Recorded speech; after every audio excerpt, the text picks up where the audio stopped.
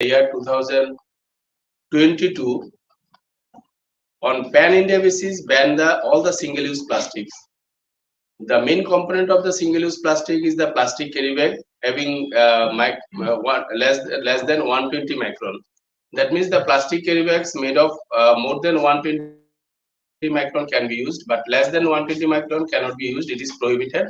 Apart from the single-use that says plastic carry bag, there are so many items which are we using as a one time, like plastic cup, plastic glass, plastic plate, any cutlery items. And recently, the plastic sticks are also being used in the chocolates, in the balloons, in the flag also. So all types of such single-use plastics are have already been banned on pan-India basis from 1st July 2022. So the impact of what is the background and impact of single-use plastics? You are all aware that basically plastic is a chemical compound. It is a polymer. So the whatever the chemicals are being used to manufacture such type of plastic carry bags are carcinogenic in nature. So it may harm our health as well as our environment also if it is leach into the groundwater, as well as it also disturb our aquatic life also. So that's why the government of India phase wise the single use plastic banning have been announced. So recently in our states it is also banned the single use, not sale, use and production, manufacture, import any kind of single use plastic use is also banned in the state of Tripura. So for that we have to change our lifestyle. Actually, in the year before 20 and 25 years ago, there are no plastic items. But at that time, our grandfathers and all the forefathers were using, where their lifestyles not involved in any single-use plastics, but they were survived. But now we are using that type of single-use plastic. But I think we have to change our lifestyle, whatever our honorable prime minister appealed to everyone, and that is also heavy. We made our habit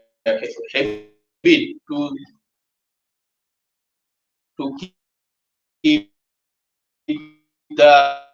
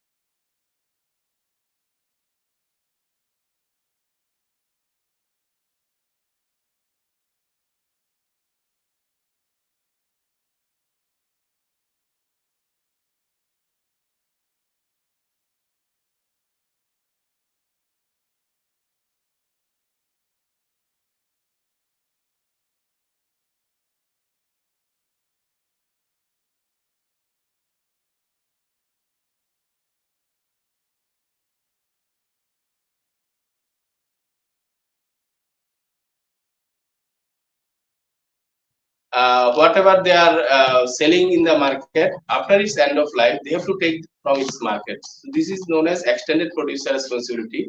So that extended producer responsibility is also applicable in case of plastic waste management rules also. Suppose one industry are manufacturing chips, suppose Lay's and Kurkure chips. So who will take the chips packets after its consumption, after its use?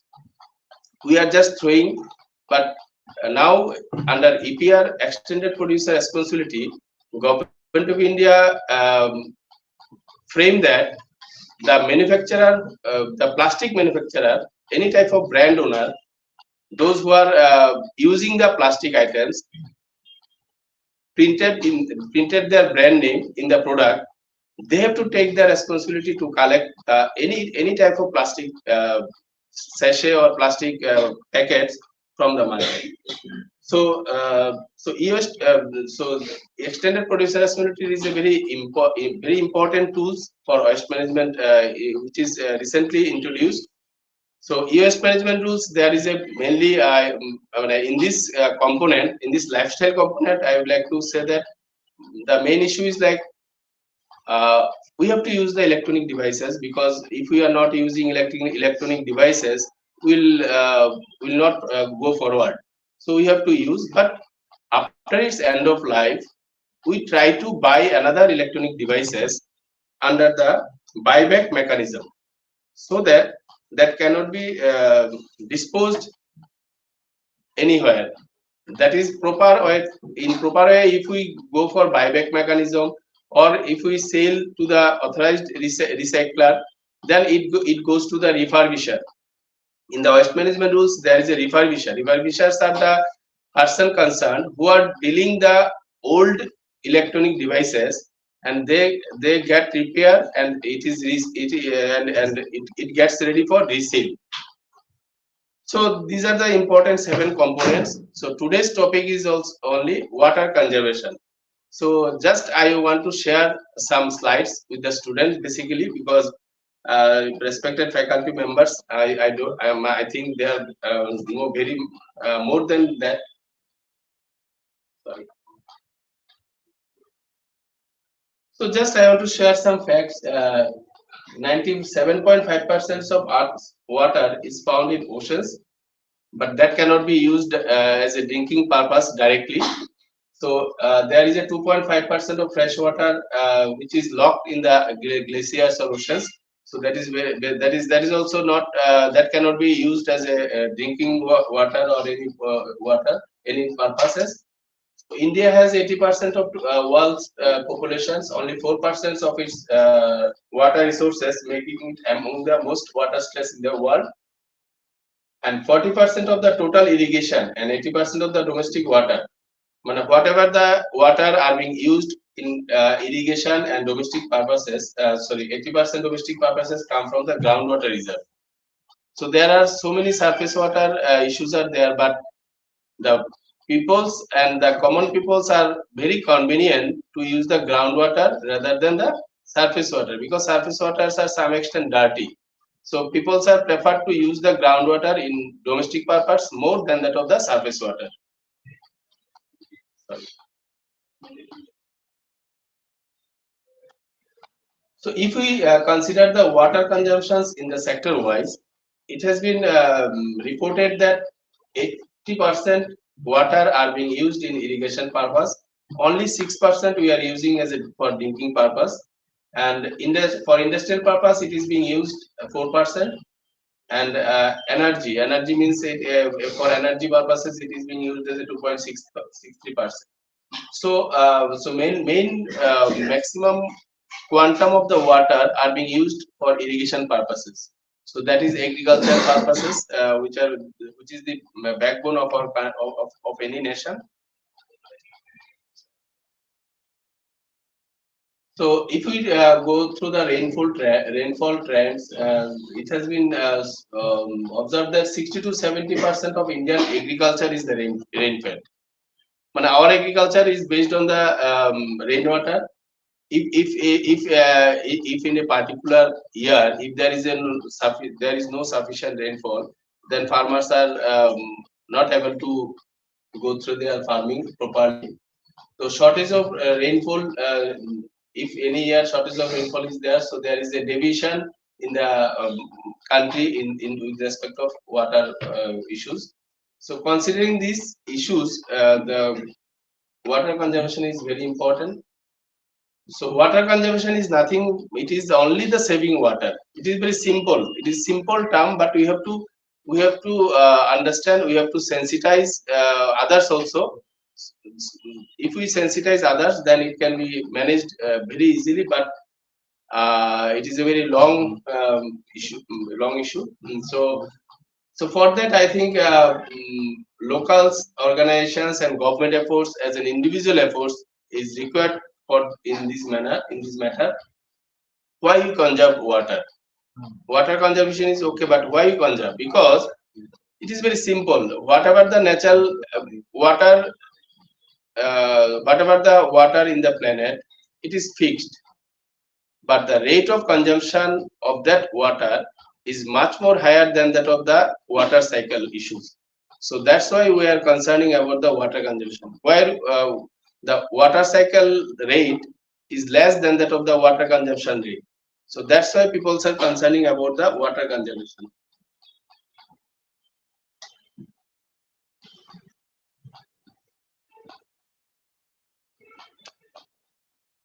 According, Earth Organization have published a report, and it has been pointed out that the world's population is predicted to face water shortage by 2025. So if we are not concerned today regarding the water conservation, so it will be very difficult in future to have water. And nowadays also the cost of water is so high. We have to buy 1 liter of water with a 15 rupees for the drinking purposes. The World Bank Group estimates that 40% of the world population live in water scarce areas, and approximately 1/4 of the world's GDP is exposed to these challenges. Earlier speakers have also discussed this issue. GDP is also related to the any environmental issues. It may be water, it may be energy, it may be pollution index. GDP is very much correlated with these environmental issues also. And UNICEF reported that half of the world's population could be living in areas facing water scarcity. By 2040, roughly 1 in 4 children will be living in the extremely high water stress areas. So not only children, everyone we have to live in the water scare area. If we are not concerned about the water conservation as on date. So just if we have a look, water conservation is not the new issue. Just in the year 2023, we are talking about the water conservation. But in the ancient India also, they were talking about the water conservation. So I think that's why we are now getting some water. If they are not thinking, then we are not getting water properly. So hydrologic knowledge in the year Harappan civilization and Vedic period also there. And Rig Veda, Yajur Veda, and Atharva Veda, it is also mentioned how to maintain the water cycle, whatever the issues. The Mauryan Empire also, Mauryan Empire is credited as the first hydraulic civilization. So that means in the time of ancient India, they were thinking the importance of the water conservation, how to conserve water, how to it replenished. They were thinking regarding that. Just I want to share some traditional water conservation techniques which have been used by our ancient times. This is a jhalara, then bawari and steep oil, which is being used in the basically jhalara is being used in the Rajasthan and Gujarat, and bawari and steep oil is used in Rajasthan. Basically, maximums are being used in the water scarce states, Rajasthan, Gujarat, like that. And part system is found in the Rajasthan itself. So then Jing is the glaciers that means in that area where glaciers are found. So just it is a pond life structures. So the after the melting from the glaciers, the water comes in the that tanks. So that is also one type of conservation techniques. AD system is old water management system which is used in India to control floods and prevent soil erosion, to stop runoff during heavy rainfall. When rainfall starts, then actually water for the water cycle and water conservation is very important in the sense that if we catch the rainwater, that is also very important activities regarding the water conservation. So at that time, any system has been used to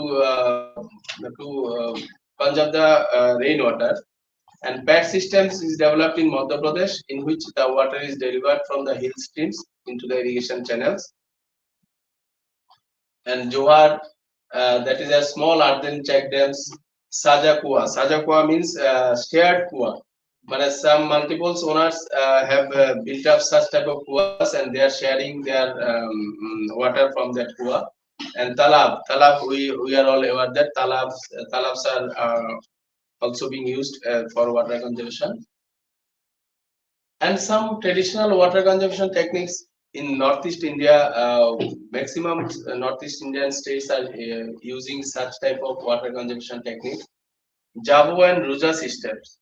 The Javo system is an indigenous water conservation system which is mainly used in the Nagaland for the farming as a farming purposes. This is a layered system. In the maximum Northeast, not only Nagaland, Mizoram, in Sikkim also that type of system water conservation systems are being used. And rooftop harvesting. Rooftop harvesting is a very common system. Everyone can use the rooftop systems. Whatever the roof, either it is a cemented, either it is a steel, either it is a aluminum sheet roofs. Just collect the roof water. This is the rooftop harvesting systems. And last is the bamboo drip irrigation. This is very important. But this is a very interesting technique. Just bamboo drips from one part to another part. So bamboo, the dripping system, it is a bamboo drip irrigation system. So our main objective is that not to waste one drops of water. Whenever the irrigation purpose water is being used, not a the main important aspects of the water consumption, not a waste of the single drop of water, either it is in irrigation, either it is in domestic purpose. So it is some modern techniques that can be used for water conservation. Green building designs. So we are all talking green buildings. Green buildings is nothing but it is just such type of buildings in which sufficient light should be there without any electrical light, without any electrical appliances. Naturally, in every corner of the building, the sunlight should reach. Second part is the rooftop garden. And that means the building is will be designed in such a way so that there should be some garden part. And important aspects in respect of the water conservation is the rainwater harvesting. So in every green building plan, there should be rainwater harvesting. So not only every green building in our state also, whenever we have to take the building plan approved from the urban local bodies, the government of Tripura has incorporate one clauses in the building plan. Everyone should make an arrangements for rainwater harvesting. So government has tried to incorporate, not try, government has incorporated already, but now who is the implementing agency in that respects? We are the common peoples, because while we are constructs our buildings, we have to think that government has approved with a condition that rainwater harvesting systems should be there in our building also. But in actual practice, we are not practicing such. We are not obeying the such clauses. So that we have to think as a common man. Second is the grey water recycling. This is very important. Now, wastewater treatment process is also very expensive. I am talking about the waste management. While I am talking, then I said that waste management is a very cost-effective method. So, solid waste, but liquid waste management is much more higher than that of the solid waste management system. It is so cost-effective. For grey water or wastewater treatment, we have to construct the sewage treatment plant. For construction of one sewage treatment plant, it requires 10 to 15 crore rupees. Suppose for 8 mld capacity. So it is a huge expensive. So grey water recycling can be reused for non-potable purposes. Suppose grey water is not the such type of sewage water, whatever I am talking. Grey water is such water after bathing, after vegetable washing, the water coming out, that is known as grey water. So that type of water we can recycle, we can reuse in our domestic purposes, like not as a portable purposes, any other non-portable purposes. Suppose for washing of the vehicles, washing of the other dirty objects, like that. Smart irrigation system. Smart irrigation system is very important because it requires sensors, weather data integration, and automation. Just this will be operated in such a way, that's why the water cannot be used. Suppose the soil is also requires for the farming process, water is a food, one type of nutrients, or we can say it is a food. So that for any crop production, the water is fixed, how much water is required. But if it is if we giving more water, it is a wastage of water. So advanced smart irrigation system means whatever the requirement of the water for a particular crops, that should be given, not more, not less. And drip irrigation system is that deliver water directly to the root zones, not randomly anywhere, just where the water is required. We have to give the water at that part only. Low flow fixtures, installing low flow facades and shower heads, toilet in homes and commercial buildings. And excrete capping is a new farming systems in which such plants and such species are to be prepared which require less water. This is a new concept. And leak detection technology. It is also very important because if any leakage in our domestic any building in water tank, so this is also wastage of water. And last is the wastewater treatment and reuse. This is advanced technologies can be used to purify the sewage and grey water. And recently, not recently, in the Malaysia, the grey water, the treated water are being used as a drinking water. So one day will come also that we are drinking the treated wastewater. So it will also happen.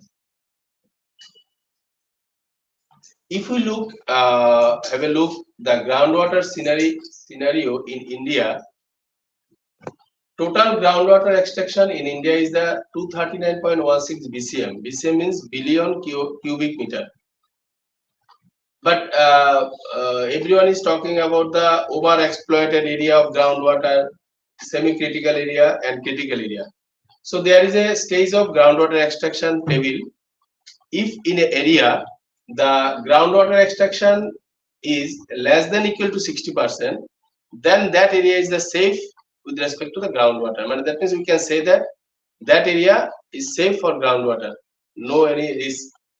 If it is 70 to 90%, then that area belongs to the semi-critical region, semi-critical zone. If it is more than 90 to 100%, then it is critical zone.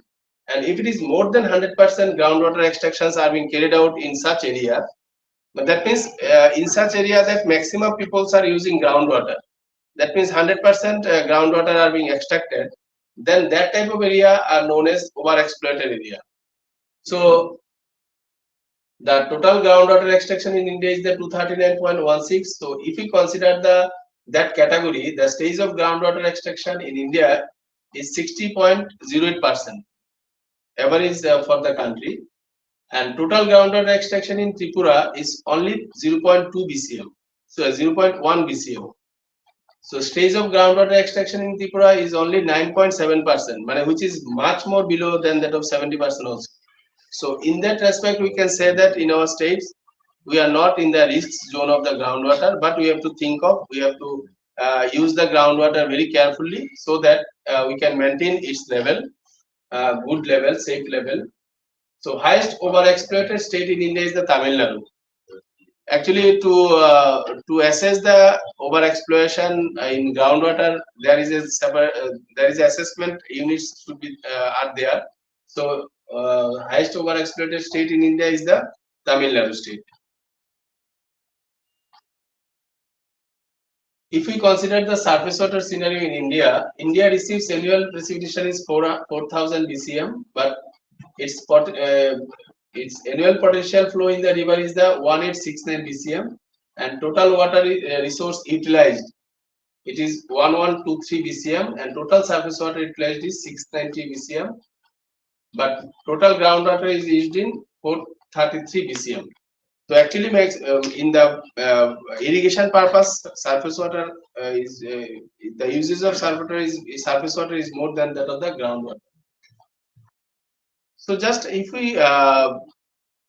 we consider the water conservation, then awareness generation is not the sufficient tools to conserve the water properly. So that there should be some legal framework. So in India, there are legal framework for water conservation. It starts from 1882. There were the Easement Act. The Easement Act. Easement Act means that the private which allows private right to use a resource that is groundwater by viewing it as attachment of the land. Suppose I am a owner of the land, so I will not take permissions from the government to extract the groundwater. It is my property. So that is the Easement Act. It was enacted in the 1882. It is a very old act. 1956 River Boards Act have been enacted, and in this river board act, just there is a regulation that how to use the river water properly. Then 1970 the Merchant Shipping Act aims to deal the waste arising from the ships, because while shipping lots of waste generation takes place, so that wastes are being dumped into the oceans or in the river. So for management of that issues, the Merchant Shipping Act has been enacted, and in 1974 the main Water Act was enacted, which is known as the Water Prevention and Control of Pollution Act 1974, which is a institutional structures for prevention and adapting water pollution. So in this act, not only the water conservations, in this act it is clearly mandated that how to monitor the water quality also, how to regulate the water quality involving all the stakeholders, how to maintain the water quality standards. So everything is in the Water Act. After that, 1974 there is the Water Prevention and Control of Pollution Chase Act, Water Chase Act. That means suppose I am an industrial owner, so I have to use the water from Howrah River. So whatever the extract the water from the Howrah River, I have to pay some taxes. I have to pay some fees to the government. I have to pay some chase to the government. This is Water Chase Act. And in 1986, another act have come up, which is known as Umbrella Act, and which is known as the Environment Protection Act. The Environment Protection Act, if we consider the environmental issues, the Environment Protection Act is a very important, and which is known as Umbrella Act. Under this act, that means if we consider the environmental issues, first act was enacted in the year 1974, which is known as Water Act. After that, Air Act has come up, which is known as the Air Act 1981. But after that, in 1986, the government of India has scrutinized that some issues has missing in these two acts, in this Water Act and this Air Act. So all of these issues have come up with a new act, which is known as the Environment Protection Act, and which is also known as the Umbrella Act. I mean, all the environmental issues have covered up with this Environment Protection Act.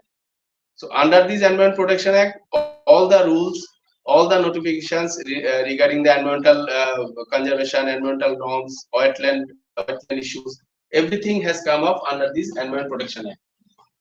And in 1991, the Coastal Regulation Zone notification has put up, and lastly, the wetland rules has come up in the year 2016. That is also under the Environment Protection Act. So wetland protection rules implies that how to conserve the wetland in a scientific manner, in a proper way, so that the wetland can be preserved, can be conserved. So this is the legal framework for water conservation. All the stakeholders, all the governments, and all the individuals, what should be the role to conserve water, to maintain the water quality, everything we have to follow that such type of rules. So that was the legal framework, and now I want to share that regulatory framework. So the act is nothing but acts, just in the act something direction are given, but who will implement the direction? So that for that some regulatory organization or regulatory authority must be there. So the following regulatory authority are working for water conservation and water pollution. First one is the Central Pollution Control Board or State Pollution Control Board. State Pollution Control Board and Central Pollution Control Board have a role to monitor the water quality, to frame the annual standards of the water quality. What will be the standards of the water quality? There are so many types of water uses. For there is a class 1, class 2, class 3, class 4 type of water. That means bathing purpose water, irrigation purpose water, drinking water, etc. So for individual purposes, what will be the standard? What will be the discharge pattern? Suppose one industry are using a huge quantity of groundwater or surface water. Suppose if we are talking about the rubber industry, rubber industry, main huge quantity of water are being used to wash and to wash the rubber processing. So after processing, the water which the wastewater which are being generated, it is a highly loaded with the BOD, biological oxygen demand. So that type, for particular type of industry, what should be the standard? What should be the discharge standard? Suppose one rubber industry are using huge quantity of water, so they are generating huge quantity of wastewater. They have to treat the wastewater with the help of the effluent treatment plant. They have to set up. Without effluent treatment plant, any rubber industry or any wastewater generating industry cannot be run. So after wastewater treatment, what should be the standard of the treated water? For rubber industry, there is a separate standard. For beverage industry, there should be the separate standard. For any other industries, suppose pharmaceutical industry, there should be the separate standard based on their raw materials, based on their processing systems. The Central Pollution Control Board and State Pollution Control Board, we are fixed the standard process. So second is the Central Water Commission. Central Water Commission is only deals with the surface water, basically river water, the discharge, the e-flow, to maintain the e-flow of the river. What will be the necessary measures to be taken to maintain its e-flow, to maintain its discharge level, because maximum in urban areas, the people's are dependent on the river water for the drinking purposes after treatment. So that the Central Water Commission has to maintain its e-flow. E-flow means environmental flow, of ecological flow of the river, of every river of the country. Then Central Groundwater Board. Central Groundwater Board, basically they look after the groundwater replenishment, groundwater availability, how to maintain the groundwater level as it is. So if there is a contamination of the groundwater takes place, how they can be restored. So that type of issues are being dealt with by the Central Groundwater Board. And next one is the Central Groundwater Authority. Central Groundwater Authority have an important role as of now, because very recently, 2-3 years ago, there is a new notification have come up. So with that date, anyone can use any amount of any quantity of the groundwater without any permission. But from 2022-21, the Central Groundwater Authority has notified that any industrial units who are using huge quantity of groundwater, they have to take the permission from the Central Groundwater Authority. That means it is the regulation. Earlier of that, there are no regulation. Anyone can basically before 2-3 years, the industry which is the basically drinking water industry, packaged drinking water. So for packaged drinking water, what is the raw materials? What is the raw materials? Just groundwater. Without any cost, they intake a huge quantity of groundwater, and with the RO system, they package that bottle and they are selling. But now they have been regulated under the Central Groundwater Authority, and that is also applicable in our state also. We are while we are because any industrial units operating in the states, you must have to know that any industrial units are operating in the states, they have to take permission from the Pollution Control Board, apart from the other agencies, to establish and to operate. So while we are issuing such type of certificate to the industrial units, we are following that either what is the quantity of the groundwater they are using. Not only quantity of water, what are the sources of water of that industry, and what is the quantity. If they are using surface water, okay, they have to give the water chest to the Central Water Commission or Government of India. If they are using groundwater, then they have to mention that what is the quantity of the groundwater they are extracting. So in our states, if any industrial units are using more than 10 KLD water, 10 kiloliter per day. If any industry are using more than 10 KLD water, they have to take permission from the Central Groundwater Authority.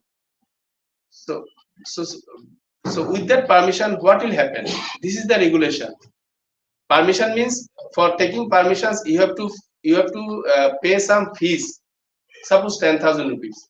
Not only that, for taking permission, you have to pay one fees, and you have to submit the water recharge plan.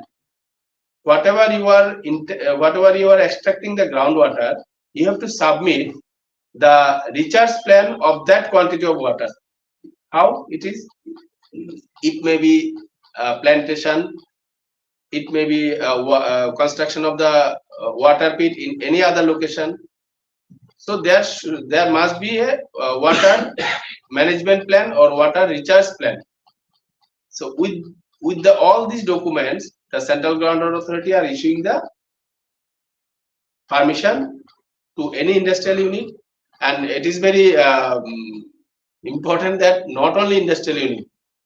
In this regulation, any apartment, any big apartment, not individual level. As on date, individual level it is not applicable. Suppose we are extracting in our houses groundwater. For that, NOC and permission is not required. But apartment is a bulk quantity of water they are extracting. So for that also, permission from the Central Groundwater Authority is required. And last one is the Wetland Authority. So in yes, please. Apartment, as you said, what would be the capacity of this number of people? Actually, we are not dealing with the apartment. We are dealing with the only industry. So apartment permissions are being given by the Tripura Urban Development Authority. TUDA. So they are regulating that apartment issues. We are just dealing with the industry. Any industry who are using more than 10 KLD, so they have to take the permission from the CWs. Yeah.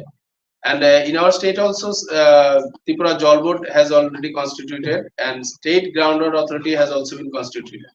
So I think very shortly it will be regulated in all respect, apartment, and I think individual level also water flow meter will be there. Or not only that, um, whenever we are issuing the consent certificate to the particular industry, there should be two issues for regarding the water conservation. You have to take permission from the CGWA for water abstracting. Second issue is that you have to install the water flow meter. Suppose any industry they are using 50 KLD, but they are showing that they are using 5 KLD to escape the permission, to escape the statutory requirement. So for that, we are imposing the condition that you have to install the water flow meter. So I think in near future in our state also, every individual we have to install the water flow meter also. So with all these regulatory authority, the guidelines have been framed, guidelines for recycle and reuse of wastewater. And recently, the Honorable Green Tribunal, do you know what is the Honorable Green Tribunal? Uh, National Green Tribunal is the apex, it is the equivalent court of the like Supreme Court. The National Green Tribunal is only look after the environmental cases. Supreme Court looks after any cases. It is also included environmental also. But National Green Tribunal only looks after the environmental crime, environmental issues cases. Suppose any organizations are not following the environmental guideline, and government also. So National Green Tribunal deals with the so many environmental cases for the state of Tripura also, along with the other countries, other states. So that reuse of wastewater. I'm just telling that the treatment of the wastewater is very expensive. Whatever the sewage water, drain water, the treatment of that wastewater is very expensive. So Honorable NGT directed that the treated water must be reused, not for the drinking purpose, any gardening, road cleaning, then other cleaning purposes. And guideline for rainwater harvesting. This is very important. Rainwater harvesting is the main tools for the water conservation. As an individual level, as a community level, as a whole, rainwater harvesting is the main tools for water conservation. What will happen? Okay. So that is covered. Yes. So to look after the water issues, there is a national water policy also there. In the year 1987, the first national water policy have been framed. After that, second national water policy in the year 2022, and 2012 that is the third water policy. So while framing the national water policy, some issues have been considered in their mind. Social and economic need for planning and development, ecological need for sustainable development, then interdependency of water cycle being basic requirement for planning, and environment management process regarding water quality and quantity. Last is the good management for sustainability. That 6 parts have been considered while framing national water policy of the country. So to sensitize the peoples, not only sensitize the peoples, to sensitize the government also. Governments, district magistrates, and any regulator, any government agency, national water awards have been started in the year 2018. So the main issue is that to sensitize the public about the importance of water and motivate them to adopt and best water usage practices. Just sensitize the peoples. The national water awards have been started. And steps taken by the government of India. There are so many schemes are going on in throughout the country. Jal Jeevan Mission, just to ensure that every individual have a water supply, Amrut mission, Prime Minister Krishi Sinchaya Yojana, Sahi Fashal campaign, then Mission Amrit Sarovar, Jal Shakti Abhiyan. So these are the schemes. Under these schemes, Government of India through the state are doing the water conservation and water supply issues. So these are the some simple issues. We are all aware about that issues. Ways to save water in our home. This is very simple issues. Check your toilets for leaks. Take shorter showers. Install water saving shower. Take bath. Rather than showering, if you take bath by the buckets, then it will less quantity of water will be consumed. So plant drought resistant trees and plants, whatever I discussed. Don't run the hose while washing your car. Tell your children not to play with the hose and sprinklers. So simple steps, turn off tap water when not in use can save water waste. This is very simple issues, using water from bucket instead of bottle. But in India, industrial process also there must be some steps must be taken so that water can be conserved. Some water audit should be there. Not only industry, I think any educational institute, any government officials, and as an individual our house also, water audit and energy audit should be there. If we are concerned about the environmental issue. So in our state also, statutory guidelines have been framed by the government of Tripura to look after the water conservation and restoration issues. And in our states, an inventorization has been going on to inventorize the number of water bodies more than 2 acres. Already 1910 numbers such water bodies have been listed. So just I want to share that this is the Shatlaki Pukur at Melarman. This is the before restoration, and this is the after restoration. And this is the Kumartila Lake. If you have visited the Kumartila Lake, that first photograph is before the restoration, and second one is the after the restoration. So rainwater harvesting is a very important tool. Just I want to share that trend setters. I think you are all aware that Sri Rajendra Singh, he is not an environmentalist. He is a water conservationist. He is doing lots of efforts in water conservation, water supply systems, and he is also talking about the right to life. Right to life means everyone should have a right to have a clean drinking water. So he is talking like that. So he got the water. He's a popularly known as the waterman of India. He's a very famous man. And second one is the in Maharashtra, Srimati Medha Patkar. You have all, I think you know about him, her name. Basically, his contribution is the Narmada Bachao Andolan. She started that Andolan. And the government of India has also started Women Water Championship of India program, just to encourage, just to sensitize, just to involve the all the communities, because women are the very empowerment section of the society. So if women are sensitized, then in a house everyone should be sensitized. Everyone will be sensitized. So for that, Women Water Champions of India have been started. So just last, I want to say like that. Water conservation is a very critical issue, not as of now. In earlier ancient India also they are thinking, but if you are doing something, then we'll give some for future.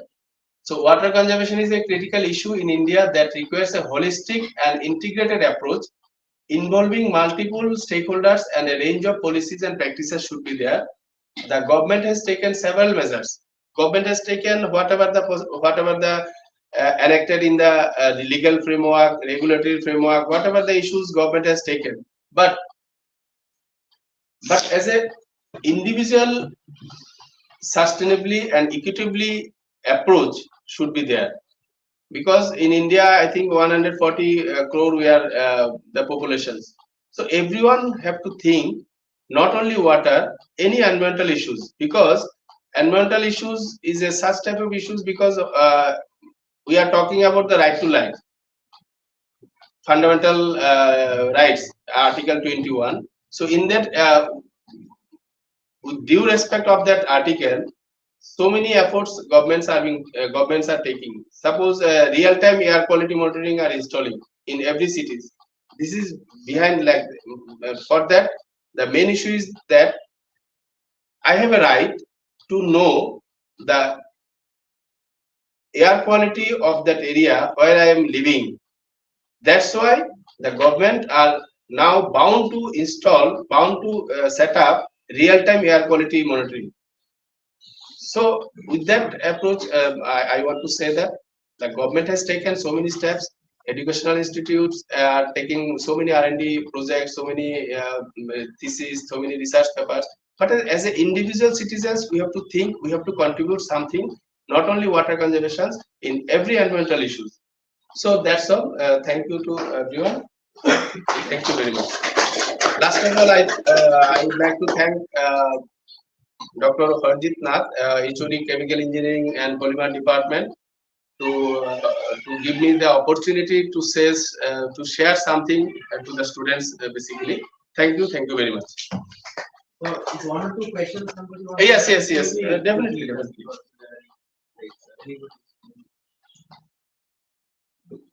So, before anybody starts, thank you so much for a very wonderful session. Now, I think our students have been highly motivated, and maybe some of you want to be an entrepreneur in future, want to be an industrialist in future. You would have got an idea about what are the regulations and all that has to be taken care of before you start your venture.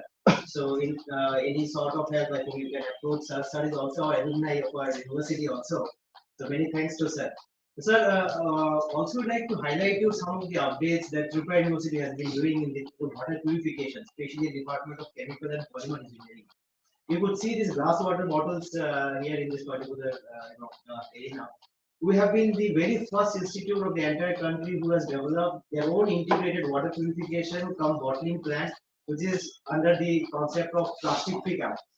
So any sort of conferences, workshops are happening. We actually use these glass water bottles. These water bottles are taken back away to the.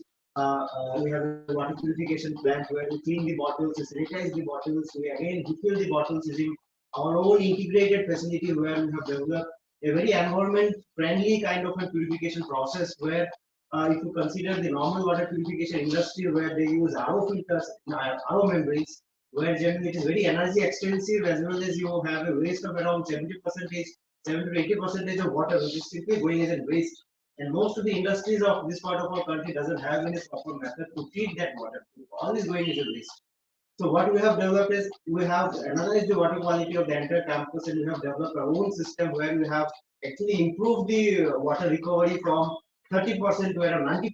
So only 10% is being wasted in our water purification plant, and we are preparing water as per the BIS gate standards. So each batch of water is tested whether it is meeting BIS gate standards or not. And as I said, there is a lot of water is being saved in this particular way.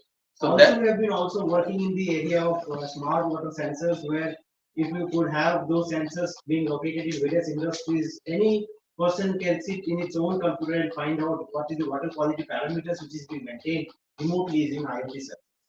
So as well as also we have also developed some technology by which grey water treatment could be done, mostly fitting to the grey water coming out from our domestic washing machines, where we have a lot of surfactant water being discharged to the environment without any treatment. So in the day-to-day life, you will see a lot of waste being going out from our own household also. We have been also developing some technologies by which you could extract the surfactant out from the water, and the same surfactant and water could be reused in the next batches. So it is also an environment friendly process, and also you save a lot of water also, as well as money, because initially if you have to put some 10 rupees of a surfactant, in the next batch maybe some 5 rupees of surfactant itself will be sufficient for the next batch of washes.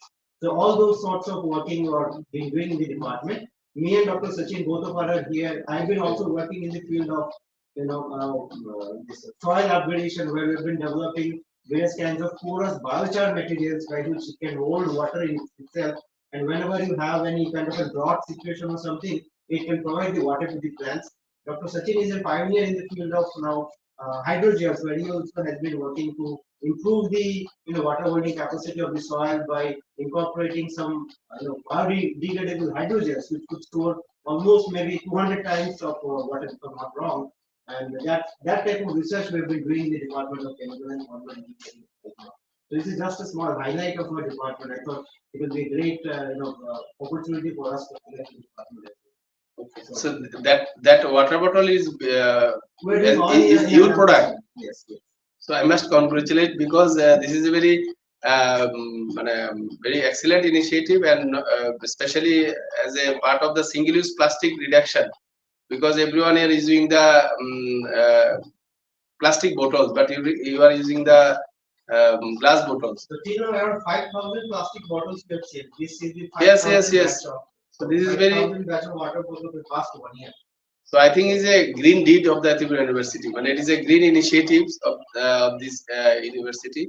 And I want to just know that in your department have any expertise regarding the wastewater, but that means industrial wastewater treatment mechanism.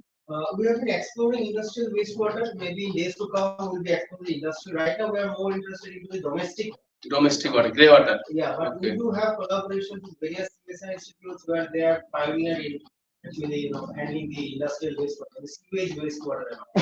Actually, you just actually in our states, not so large scale industries are there, but there are some small scale industrial units are there. They are not generating huge quantity of wastewater, only small quantity. But for that, they are comfortable to use the portable effluent treatment plant. So actually portable effluent treatment plant meet their requirement, but in our states and northeast it is available, so they have to construct such type of big tank, stabilization tank like that. So you may think of that any portable wastewater treatment facilities. Nowadays, I think most of the membrane-based facilities. Membrane-based, yes, membrane-based. There, you just need to know which membrane has to be used in which place. Okay. Technologies are already there. Just you need to know where to implement. Okay. And this is a very rapid process membrane. You go for biotreatment, it will take a lot of time. If you go for other treatments, maybe it will not meet this standard. Membranes has been tested and proved, for quite some time, and it's the one which have been using. All the glass bottles, drinking water facilities, all membrane based. So maybe in days to come, some of the process which is under research will come up. But yes, right now, there is no alternative membrane based process. Okay. The only issue is biofouling, which could be tackled with a lot of other issues. Because these are polymeric membranes, in days to come, you will have to keep on replacing the membranes. This is only degrade. Other than that, membranes have been tested very well for polymer stuff. So, okay. Thank you.